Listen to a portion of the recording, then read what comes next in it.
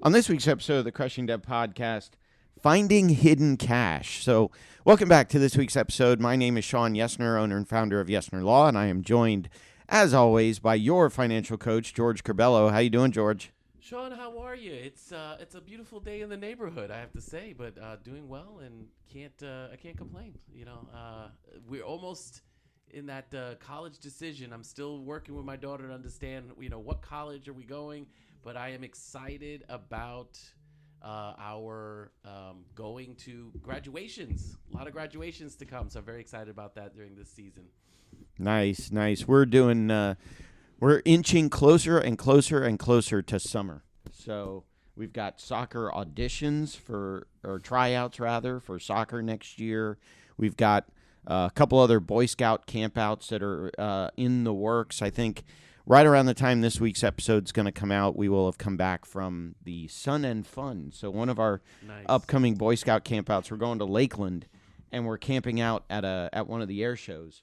Okay, that's exciting. So I'm going to try not to set up the tent on the tarmac. Yeah, that's a good idea. Don't do that. Probably get blown away by some of the airplanes. Jewish people don't. So we shop. There you go. So, but yeah, no, we've got end of the years coming up, which what I'm also noticing my nights are freeing up. Ooh. So I don't have to be Daddy Uber. Okay, as end of the year approaches. So that's freed up some time in my calendar. So anyway, like you heard, we have a guest on this week's show, actually a returning guest on this week's show. And I think we'll give you all the episodes that he's been in before, but we are not necessarily going to be talking about reverse mortgages today. We're going to be talking about forward mortgages today and some other ways that maybe you can save a little bit of money on your mortgage payment. So our repeat guest, back for the fourth time, is Michael MBanner. He became a licensed mortgage professional in 1982. A while back, his passion took a new direction. His career became focused on assisting the senior segment of our industry as they approached or were already in the retirement portion of their lives. He is a nationally recognized speaker on longevity.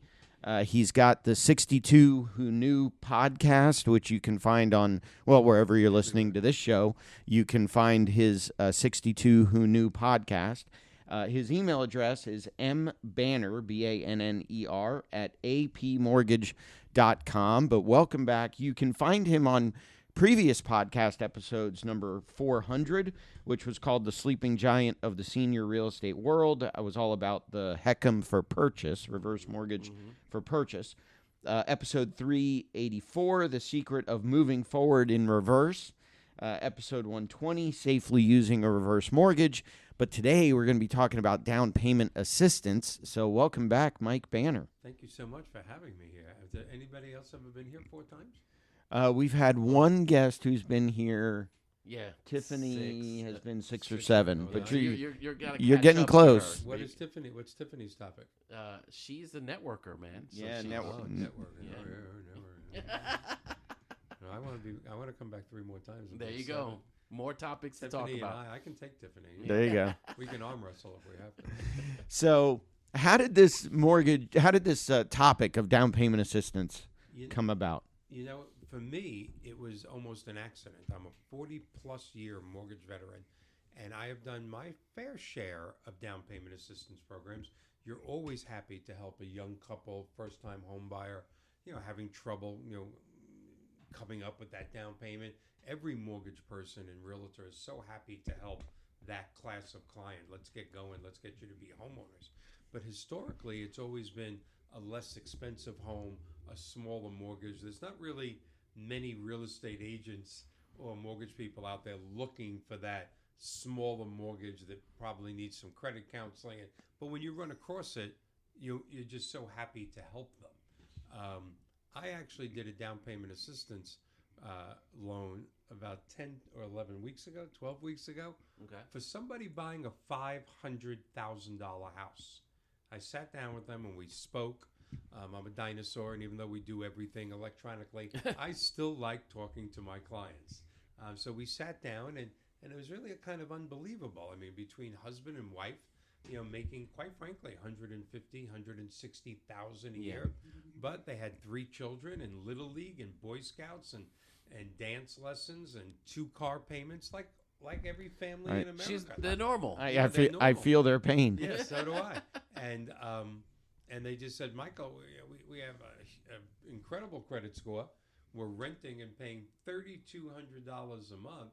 The only reason we haven't bought is I can't come up with the down payment. Saving money Yeah. is almost impossible. So just so happens the company I work for, American Pacific Mortgage, which is the 9th largest independent mortgage company in the country, has a down payment assistance program with no income ceiling, no income limit. That's very Wow. unusual because city, county, and state down payment assistance programs are always income ceilings of Right. the median income of the county, even 120% of the median income of the company. But you can't make 150 or 160 or 120,000 and get down payment Right. assistance. Right. Well, we have a portfolio program with no income ceiling, and quite frankly, 30 days later, this great family closed on a $500,000 FHA loan. It is tied to FHA, and we were able to lend them 96.5%. That's an FHA loan Yeah. of the $500,000. That's not bad. We also gave them a second mortgage for 3.5%, the other 3.5% down. So we got them 100% financing. We got the seller to pay 4% of the closing costs, and closing costs are never 4%. So not only did the seller pay all the closing costs, we brought their rate down a little with the extra money. Mhm. And this great family with 3 children is now in a beautiful $500,000 home. Nice. And it just got me thinking that in today's world where, going to Publix requires a line of credit. A small loan. Yeah, and a nice SUV for your 2 or 3 children is 60, 70, 80 grand. Right. I don't think it's interest rates stopping people from buying houses.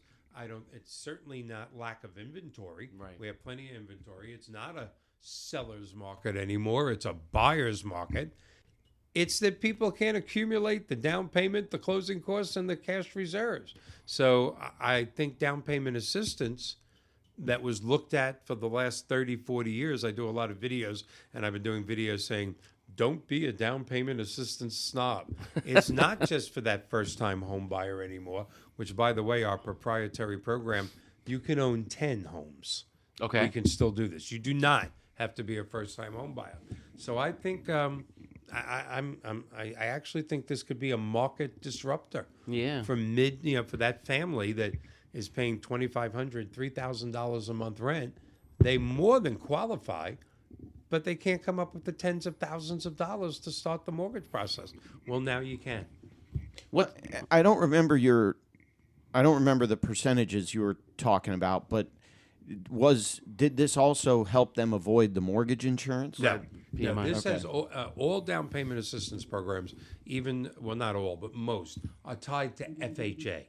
And FHA has no matter how much money you put down, FHA has MIP, which is Mortgage Insurance Premium, as opposed to PMI, which is Fannie Mae, Freddie Mac, and when you put less than 20% down, you need PMI. Right. More than 20%, you don't need PMI. With FHA, you need MIP no matter what. The government does do a nice thing for us with MIP. They add that to the mortgage. So you're not paying anything up front for your MIP. It's just It's included. added into the mortgage. So Okay. this is basically 100% financing for mid-America, if there is a mid-America anymore. Right. And yes, I still love doing that first-time home buying, Yeah. and helping young. But Sure. there's just too many people out there paying $3,000 a month rent that are more than capable of getting a mortgage. Again, they just You just need that they assistance. just can't accumulate the down payment. Is there any risk involved when when we talk about this type of, because everybody goes to like, oh, the bubble and all of these, what happens if, these people can get into a home that they can't afford? What are some of the things that, we need to look out when it comes to this type of assistance, if there's any? Yeah, that's a great topic, and it's a great question because it covers so many things. Yes, there could be a bubble. All right. In fact, I personally think there is going to be a bubble, and that means the value of your house goes down. Now, what is the danger of that? As long as you make your payments, there is no danger whatsoever. Right. Okay. No one kicks you out of your house, no matter what kind of mortgage you have, right, because your value is down. And if 2008 through 2012 has taught this country anything, is if you stay, make your payments, your house value comes back. Because all those houses that went down so bad in that time period are now have worth recovered. Almost twice as well. They've more than recovered. Yeah, true. So the bubble bursting. Can we get in trouble? Yeah, you get in trouble if you don't make your payments. That's America. A little bit of a tangent. I remember in the meltdown, I was talking to somebody and they said, "Yeah, I'm going to short sell my house." And I said, "Why? Are you having trouble affording the payments?" He said, "No, I can make the payments, but the house went down in value." I said, "But is this an investment house or do you live there?" He said, "No, I live in the house. I just, because it dropped in value, I don't want it anymore, and I'm going to sell it at a short sale." And I thought, Where's the sense in that? Why? Just hang on to it. If you can afford the payments, you have somewhere to live, and you like it, it'll come back. You're gonna crush your credit by doing a short sale. You're gonna get potentially you're gonna have to repay the deficiency, or you're gonna get a 1099 tax consequences. So what? The house goes up, house goes down. Now, if it were investment property, maybe. Yeah. If you weren't able to make the payments, maybe. What an illogical decision. I mean, if one of your children come home with a bad with a bad report card, do you put them up for adoption? It's not a bad idea. That's not a bad idea, actually. That's just really terrible. One of the topics that we covered on 62 Who Knew, kind of by accident, but that became popular, is there's a difference between home ownership and home enjoyment. Now, home ownership, that's a wonderful thing. And my equity is growing, and isn't this incredible? But then there's the enjoyment of your family, the memories of this, regardless of what the house is worth. And I think in today's crazy world where you do have a 50-50 chance of making it to 90 years old, and home equity is absolutely going to be the fourth leg of that financial stool. And it doesn't have to be a reverse mortgage. There's other options as well. But people have to start separating home equity from home ownership. Yeah. Ownership is the American dream. Yeah. Equity is a wonderful thing. It's a benefit for having it. Yeah. I always look at it too as, like, do you have a house or do you have a home? Yeah. And there's a big difference between the two. And I think people, yes, it's an investment. Obviously there's a lot of potential for investment through the purchase, but for me, I'm like, it's a place where I can raise my family and enjoy the time. That for me, that's more valuable. Yeah. Eventually, you'll need the equity, but I think we get hung up. Again, TikTok tells me that I have to worry about how the numbers are. So that's who I have to believe. Am I right, Sean? Well, if you get down payment assistance under girl math, the house is free. The house is free, exactly. Well, and then the other beautiful thing about this is if you get down payment assistance, and rates are not terrible right now. They're in the high fives. There's nothing wrong with that. But if, in fact, in 2 to 3 years, the house continues to go up, rates are in the 4s or the 5s again, we'll refinance, get rid of that 3.5% second mortgage, and put them well on their way to a lower payment and building more equity. But again, home ownership, home enjoyment, it's different. Well, and that's, I wanted to ask about that question as well. So the down payment assistance is a second mortgage against the house. So this is not one of these government programs where it pays you the down payment and you don't have to pay that down payment. And then it forgives you if you make payments on time. No, this is not that. This is a second mortgage. Yes, it's a second mortgage for 3.5%. And I know people be going, well, I'd rather have the other one. Well, then you need to buy a $250,000 or $300,000 house because the income ceiling is not going to give you, your wife, your spouse, and your 3 children that beautiful home to live in. I mean, I'll buy that house, but where is it? Where is the 250? Newport Richie. It ain't. Oh, there you go. It Newport. ain't in Tampa. Gotcha. Yeah, no, All right. it ain't in Tampa, and it's not anywhere in North Pinellas. And then the other thing is, thanks to we don't want to get into this too much, the wonderful situation that our government is in, all down payment assistance programs with forgivable second mortgages, Those are gone. they've been gone for Yeah, I don't those know are- how long. yeah, it's been a a while. long time. It's gone. So if you're waiting for that, get used to renting. Right. Well, so what's the difference then between down payment assistance and so I remember when I bought my first house, it was we tried to avoid or we did avoid the mortgage insurance that we were talking about earlier, and so I got a loan for 80% to get under the level for Yep. the mortgage insurance, and then I got a loan for 20%, so I had 100% Yes. loan. What's the difference between that and down payment assistance? Well, the difference probably, well, number one, 100% financing is gone. Your first house was, we won't ask how many years ago. 'cause Yeah, we had to make sure it wasn't built in the dinosaur feeding range. I mean, yeah, Yeah. getting that roof inspection on the cave that you bought was very difficult. But yeah, those days are gone. There is no 100% financing. Unless you use FHA, down payment assistance, we actually have a few programs that do 101% financing. I mean, believe it or not, closing costs and to whatnot? help cover closing costs. But Interesting. you know, right now, getting into a home is so difficult on so many levels, and that's a political conversation. That's what it an feels like. economical, Yeah, it's just what it feels like. Yeah, but yet getting a mortgage in this country has never been easier. You don't That's need great true. credit. You need decent credit. You need to have made your payments on time for the last 2 years. That's Right. another. See, this down payment assistance program, like so many others, is tied to FHA. And FHA looks at your last 2 years of your life. And if you've made your payments on time, you've paid your taxes, you paid your insurance, you paid your rent on time, again, you don't have a $1,200 car payment, which many people do.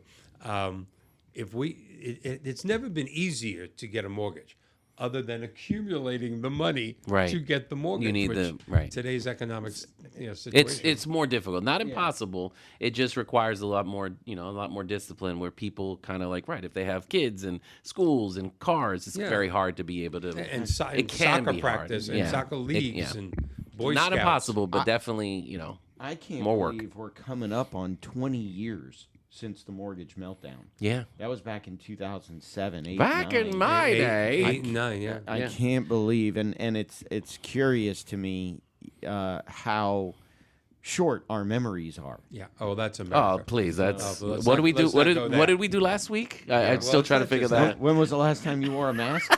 Yeah. Exactly. Well, yeah. You know the best example of how short our memories are, and this is you might edit this out. A day after 9/11, Right. flags on every house in America. Yep. Nobody was a Republican. Nobody was a Democrat. Right. We were Americans for about 6 months. Right. And then we went right back to our differences and our separations, and we shouldn't have done that. And who was it? To me, that's the best example of short-term. of America's short-term memory. I agree. For that brief time, that terrible tragedy made us all Americans again. Yeah, but it's so true. We have but that meltdown that you're talking about, we're still feeling that. Yeah. The ramifications, the repercussions of what happened on Wall Street. I mean, the mortgage industry almost destroyed America. Right. And it wasn't anything else.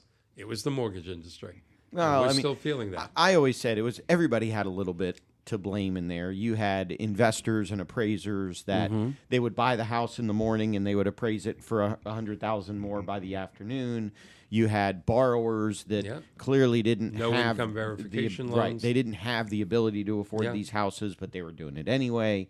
You had mortgage people that I remember. One of my favorite movies is the Big Short. The Big Short. Yep. Best movie in the world. Yeah. And Too Big to Fail. Right. Too Big to Fail's America another needs to good watch one. those two movies. Oh, it's no. reality. Oh, well, no. in The Big Short, Yeah. I would watch The Big Short, and a lot of the stuff in The Big Short is entirely accurate. Yeah. I remember the scene where the mortgage brokers were talking to Steve Carell's character, and Steve Carell turns to his other counterparts in partner. that and said, "Did they just admit to fraud?" And they said, "No, they're just bragging."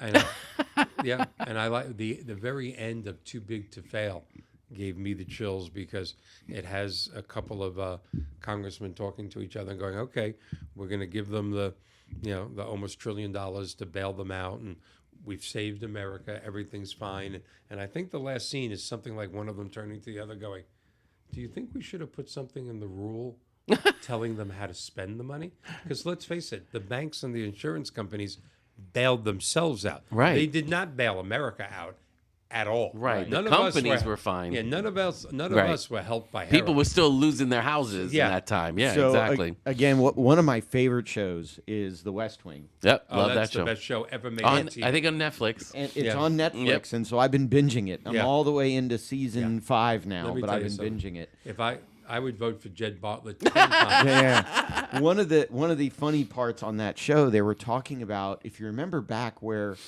the government gave us all money, Mm-hmm.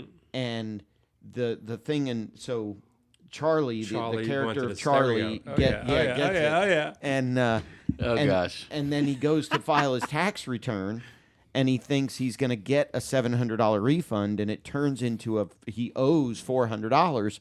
And why? And they said, well, because we gave you that money earlier. And he said, well, if it's part of my tax refund, if I have to pay it back, then you didn't give it to me. Right. Alone. It was a loan. And they're like, yeah, but we decided to give it to you. And then they started in on, well, what did you spend it on? And he said, well, I paid down my credit card bills. And they said, well, we would much rather have had you go out and buy stuff with it. Yeah. I learned so That much sounds about from that right. show. I know that may sound crazy to people excuse me, that haven't watched The West Wing, but I learned from that show. Oh, yeah. It's a smart show. Yeah, very smart show. It's a smart show, smart writing, although the interesting thing, I don't want to get too political, but it appears that if that show would be written again today, Oh, it would be canceled in 3 weeks. it would be canceled. one in would 3 weeks, watch and it. it would be totally different. Yeah. Yeah. It would be completely different in terms of, which party has the White House and which Right. party has the majority in Congress, and We've which never- party is the extreme. Wait, you mean like and people which party is- compromising and talking with each other and, like We've that? never- Yeah. We've never had a president, nor will we ever, like Jeb Bartlett. Yeah. I mean, the morals, the ethics. I love the fictional characters, the one we're all proud of. That's right. I mean, we all want to be Rocky. We all want to be Heck Captain yeah. Kirk. I and love we it. need Jeb Bartlett to be president. Are there any real people left? I mean, yeah. So getting back to our topic. Why are we here? TV Why- time with Sean Yesner. Yeah. So one interesting question, you may or may not know the answer to this. I'll make up an answer. Don't worry. Probably. Do FHA loans get sold, or are they always FHA? In other words, if it's good question, Chase yeah. that gives an FHA loan, will Chase stop the servicing and transfer the servicing somewhere else? And I guess the reason I'm asking that question is, does the second mortgage follow the first? I have a lot of people that come into my office that say, well, I can't make my mortgage payments, but I've negotiated a loan modification with my first mortgage, so I'm all set. And I have to say to them, no, your first mortgage and your second mortgage are different. If you negotiate a modification with your first, but stop paying your second, You're still ruining your credit and losing your they house. can still foreclose. I guess my question for the down payment assistance, are these then, after they're originated, do you happen to know, are they treated as two separate loans? Do they stay they're- with the same servicers? They will stay with the same services, but they are definitely two separate loans. And I'm not making up this answer, I promise. America's got to realize, and it's been like this for 30 or 40, maybe 50 years, all loans are sold. Fannie Yeah. Mae, Freddie Mac, FHA, Okay. VA. Because let's just take the biggest bank in the country, Wells Fargo, Bank of America, whatever, and they have X amount of hundreds of billions, maybe even not trillions, hundreds of billions of Billions. liquidity. But if you're lending out a few $100 million a month, the biggest bank in the country is going to run out of money in a Yeah, year. eventually, yeah. So those loans are put together. Every mortgage is put together in a pool of Ginnie Mae securities. If you ever see TV commercials or during the U.S. Open or big ads in the paper, buy Ginnie Mae securities backed by the full strength of the U.S. government. That happens to be true. A Ginnie Mae security has never defaulted since its inception. And what is a Ginnie Mae security? A pool of mortgages. That's all it is.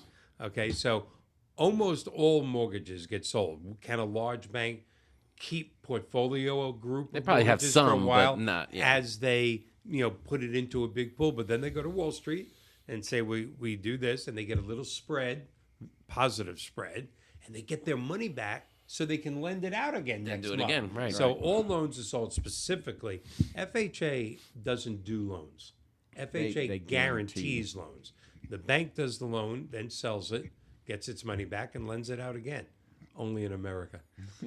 Just The keeps circle on- of life, baby. Yeah, it's the circle of life. I hear Elton John singing right now in the background.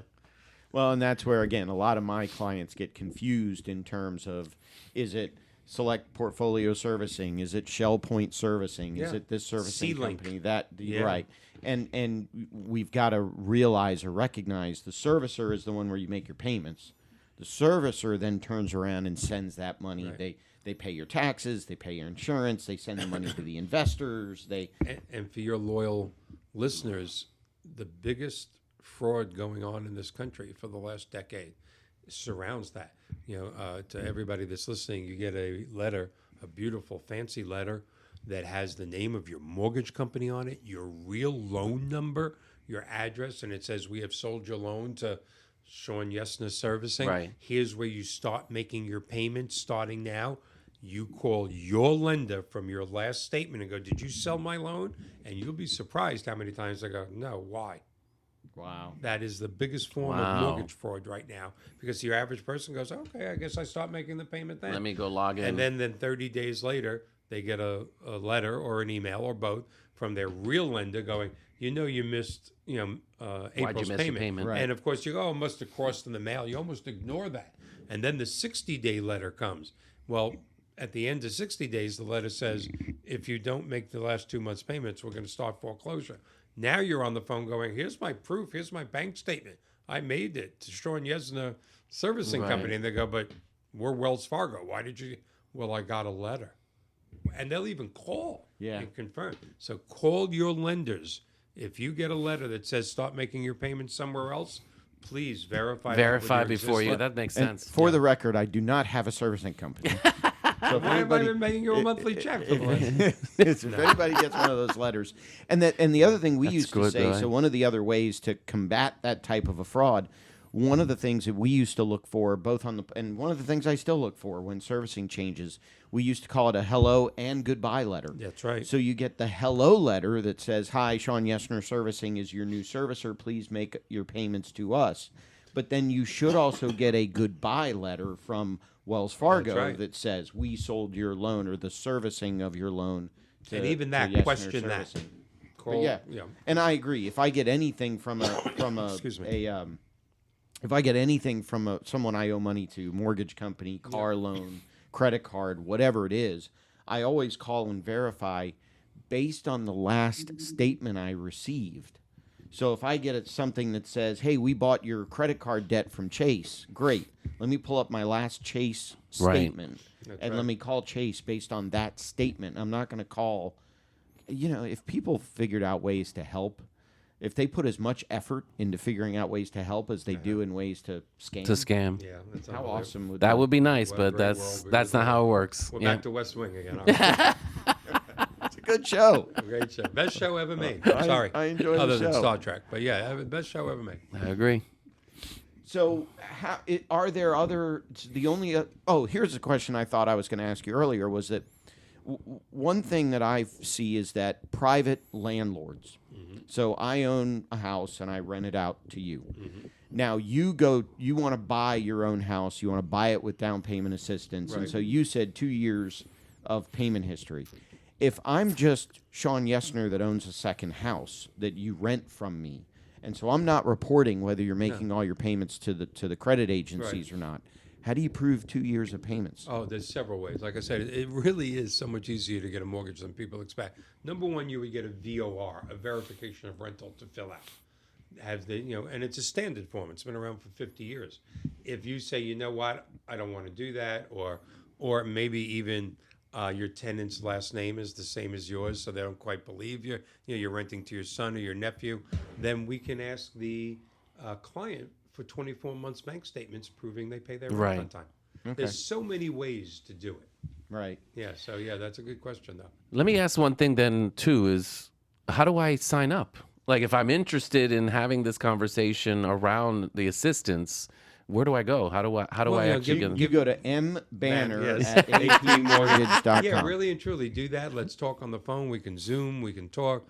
You know, if you're within driving distance. Again, I'm a dinosaur. I love actually Face to sitting face? with people. Okay, Oh my okay. God, I don't get time. what a concept. Yeah, what a concept. Because there's so many people out there, and they're all young enough to be my children. I go, would you like to meet? They go, no. Why? I'll text you. I'll just or I'll just download all my tax returns and W-2s. Do we need to meet? Well, no, I guess not. Yeah.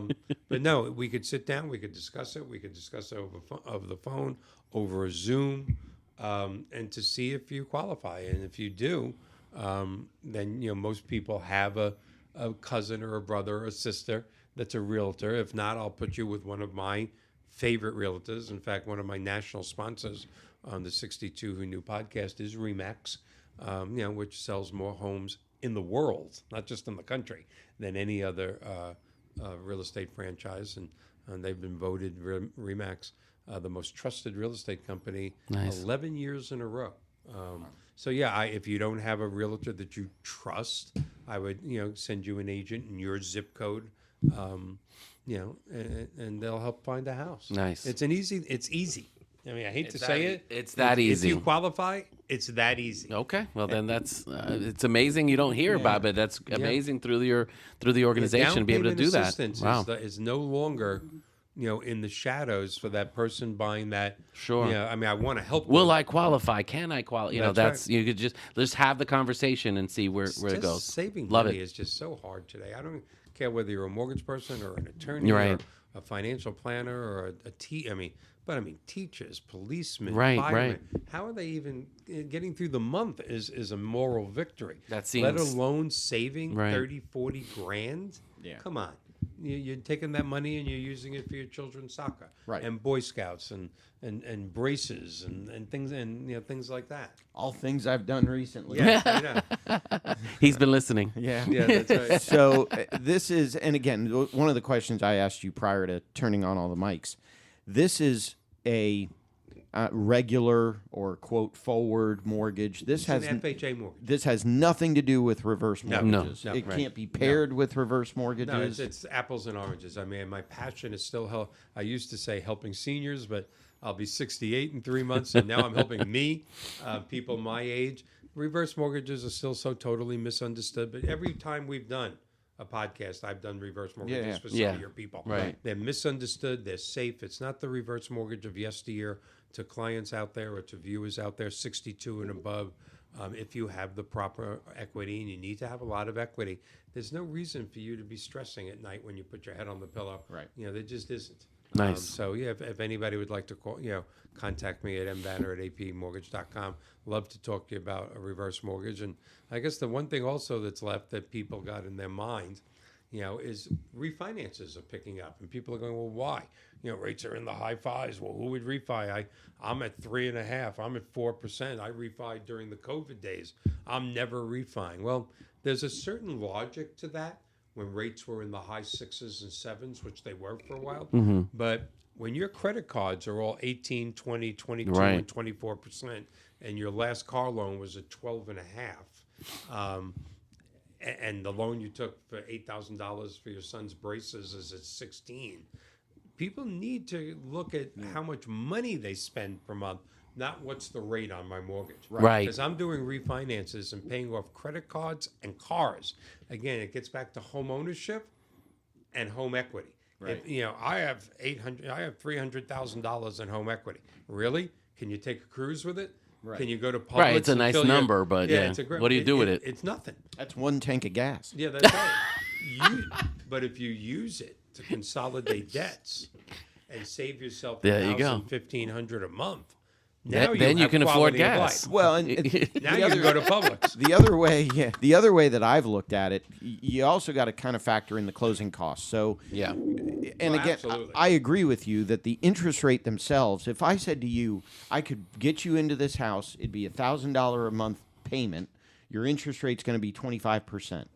Or I can get you into this other house for $5,000 a month, your interest rate's going to be 0.5%. You know, a lot of people would be, the 0.5%. 0.5% is to get me in They're there. paying 5 times the benefit. What I've always looked at is how much is it going to cost me to refinance this loan, and if it's going to cost me More than the saving. right, if it's going to cost me $2,400 to in closing costs to refi this loan, Cost you more than that. and I'm going to set them to doing easy math in my head, and I'm going to save $200 a month. It's going to take me 2 years. Rate of return is going to break take even. exactly. And that is usually the magic number. You want to break even in 2 years, which usually is my first question when somebody wants to refi, because you're taking short-term debt and putting it into a 30-year mortgage. It's not all Shangri-La. Right. Right. My first question is, how long do you plan on staying in this house? That's one. And if they go, maybe another 2-3 years, I go, don't do this. Right. Please don't. But if they go 5-10 years, yes. I'm it's worth dying it. here. Yeah, I'm dying here. Well, a lot of times I've had a couple of people, we talked about the second mortgage on my down payment assistance. How much is that rate? 2% above your first mortgage. First mortgage is in the 6s, second mortgage is in the 8s. And I've had people go, oh my God, rates in the 8s, that's just crazy. I go, well, first of all, it's a second mortgage. Right. Remember, Right. I'm lending you $500,000 on a first mortgage. The second mortgage is 3.5%, 17.5. That 17.5 second mortgage has to pay off your $500,000 mortgage to get their 17.5 if you default. Right. And again, let's not be crazy. Let's do math. Yeah, your rate's probably going to be in the 8s. 8.5 at 17.5%. When you multiply that out, and your monthly payment is less than taking you, your wife, and 3 children to the movies. Right. Literally. So people get this carried away with the rate. Yeah. But it's how much you're spending per month. Right. That's, I think it's I mean, it goes, double-edged sword, right? We don't want to. You don't want to do that with car payment, right? Like, how much car can I afford? And a lot of people don't look at the price tag; they look at the monthly. I'm guilty of that. But it goes both ways in the sense of, like, again, some of these bigger purchases, like your home, it is something to think about. But I again, there's no one way to do it. It's just, it's up to your life. How old are the exactly, children? exactly. And how much is your child support and alimony from your first wife?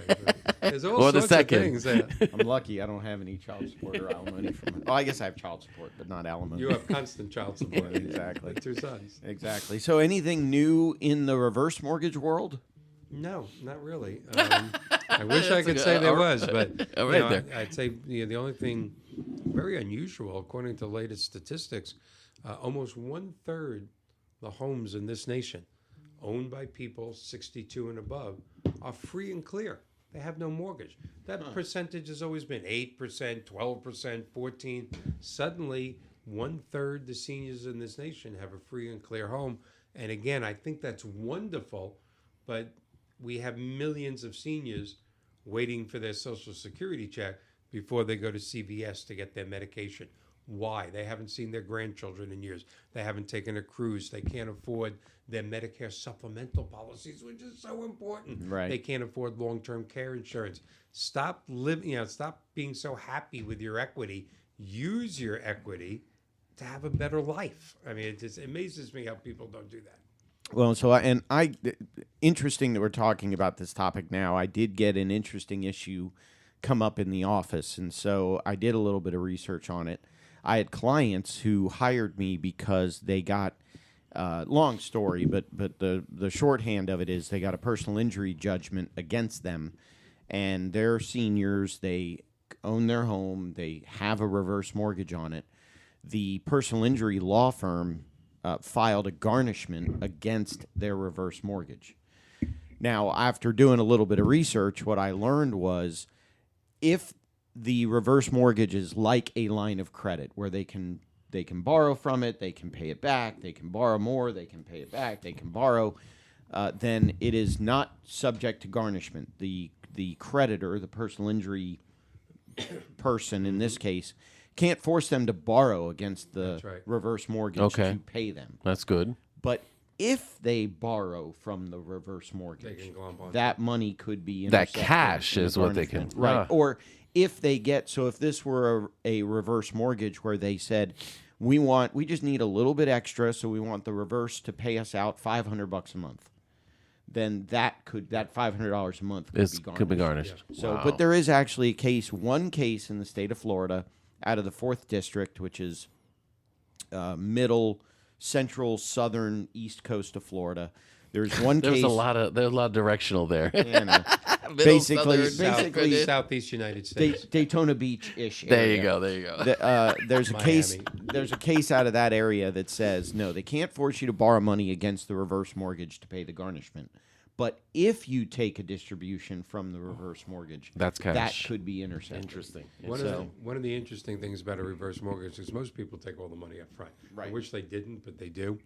You are lien proof. People don't realize that when you get a reverse mortgage, you have 2 mortgages. You have the mortgage, you have 2 liens on your property, 2 mortgages and 2 notes. One is the money that you're getting that day, and the second is because interest is accruing, is a second mortgage that's open. So when somebody, whether it's your pool man or the roofer or somebody suing you or whatever, we're going to lien your house. Well, good luck. You're in 3rd position. You'll never get crap. Right. And so it Interesting. does make you lien proof. Yeah. Okay. So, Oh, I like it. Wow. as we kind of get to the end of the episode, turning back to down payment assistance for a bit, anything you want to add? Anything we didn't cover or ask? I just think I don't think I've used these words until 10 or 12 weeks ago, but I think down payment assistance in its new form can literally be a market disruptor in a depressed real estate industry. People need help. Yeah. Whether they're making $50,000 a year or $150,000 a year. Now you're making $250, $300, $350 a year, and you can't save up 5% down. Shame on you. Get rid of your 2 BMWs. I'm sorry, I have no, I have no sympathy for you.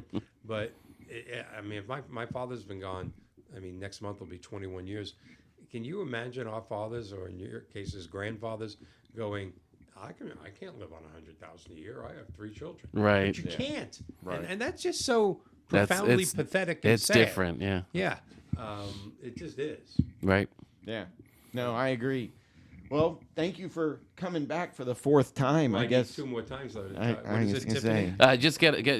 We'll give you a punch for your parking. Okay. So thank you for. Maybe Tiffany and I should be on the same time. There you go. That's not. some I, sort of a, I like the cage little match. panel. I No, was little gonna- panel. That's a yeah. cage match, but panel's fine too. I was gonna say WWE. Yeah. if Mike wanted to come back 3 more times after his first interview, we should be doing something right. But who knows if we want him back on again? I know. No, there's no way. Hey, Of we course, got it's people good. Googling West Wing right now. And even if I don't Exactly. get any business from We this need a new podcast, show to talk if about next people are time. watching Jed Bartlett, we did America. Right. I actually saw something on social media about a reboot of The West Wing. I don't know if it's Yeah. true. I haven't looked into whether it's I true or wouldn't. not. Yeah, I could see it. All of them have aged fairly well, Right. except for Joshua. Yeah. Joshua looks like he died and they forgot to bury him. Right. Sorry, Josh. But yeah, he's been on a few. What's his name? Bradley Yeah. Whitcomb? Yeah. Yeah. Yeah, and Charlie. I'm such a fan of Charlie. Yeah. I mean, I thought he was hilarious when he after West Wing he did Psych yeah. on USA Network. I thought Yes. that was a hilarious Yeah. show. So, And he was on the Rock show too, where he played a mean guy owning a football team. huh? Okay. Right? Oh, that was the Rock Show, the What was that? Ballers. Ballers. Yes, that was and he good. was mean. I never saw Charlie be mean. I was like, oh no, Charlie. That's pretty good. Yep, it's pretty good. Well, I think that'll do it. We can probably do a whole other episode on TV. Bonus episodes and Bonus stuff. Yeah, I episodes. love We should it. do a West Wing episode. A West Wing episode. That's it. We'll see where you guys geek out on television shows. I like it. But I think I'm going to end this week's episode. Good job. The last couple things I want to say, you can go to patreon.com/crushingdebt. You can see a lot of the behind the scenes, the videos that we shoot, all that kind of stuff. And again, I think when this episode comes out, the Pan Can Walk will be over. The Yeah, be Purple done. Stride Walk Yeah. will be over for 2026. You can still donate to the team. You can still donate to Pan Can and Pancreatic Cancer Research. And I am sure that we will be doing the 2027 walk, so you can always do that as well. Right. Right now, as we record, we are the 13th ranked team. My goal is number 1, but I'll be happy if we break into the top 10 before the walk. Other than that, I hope you have more money at the end of the month than month at the end of the money, and we will talk to you in next week's episode.